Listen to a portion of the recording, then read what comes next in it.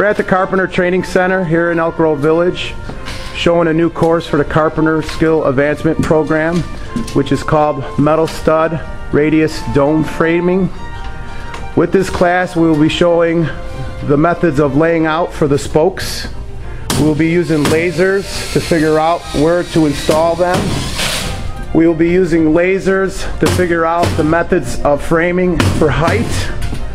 We will be using a new product by Flexibility Concepts with the hammer lock feature.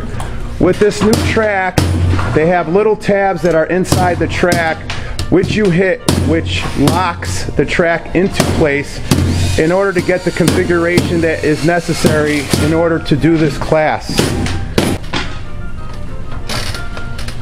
There will be future classes with using this product from Flexibility Concepts. The next course that we will be offering will be Growing Vault Dome Commercial Framing using the same concepts as explained.